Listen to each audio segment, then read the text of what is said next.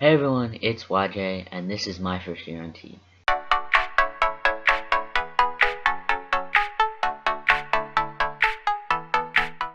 I've had quite a few mixed experiences traveling while on testosterone and since starting my physical transition. And so I'm going to be talking about a few of those experiences.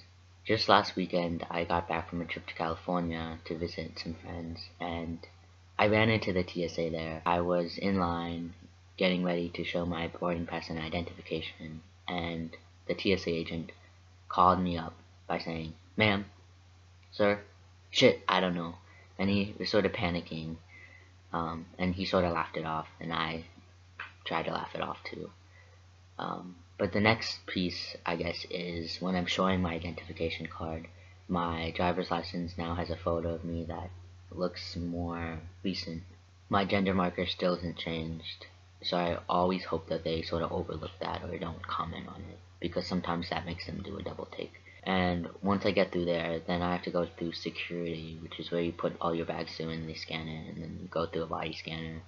And for the body scanner, they have blue and pink heat maps, which correspond roughly to gender, because heat maps are different for different bodies. And so, usually, or this was before I had top surgery, um, I would read as male, but then they'd choose the male figure, and then because I had boobs, they would pop up on the scanner, and so I always thought I was hiding something. And so there were several experiences I had where the TS agents were talking in code, trying to figure out which heat map to choose because they weren't sure how to read me. Because I've always been pretty cis passing, except for my chest and my voice. So now that I'm on T, my voice is a lot deeper, and now that I'm post surgery, I don't have a chest. I mean, I have a chest, so that isn't really too much of an issue anymore. I remember the first time I traveled post top surgery was actually when I was coming back from my surgery, because I traveled quite a bit there. And I didn't go through security because I was wheelchair bound, and so I skipped the line, and they just lightly patted me down after I got into the terminal, because I couldn't really move that much. And ever since then, I guess I've had more positive than negative experiences, and my anxiety has lessened traveling.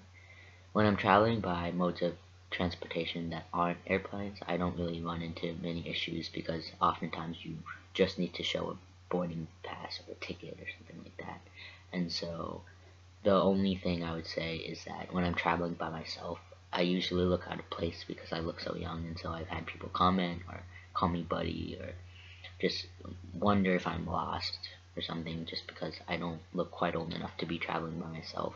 Yeah, I would definitely say that I wish TSA was more trained in dealing with trans folks, and that I wasn't scared to tell them that I'm trans to avoid any complications. I know TSA deals with a lot of weird shit, and I've heard a lot of stories about how they deal with a lot.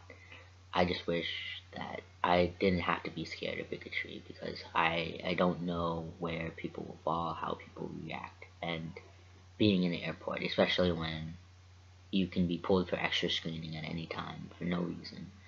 I just never want there to be hiccup in my travel, so I never speak out about that. I just sort of deal with the consequences of this and that.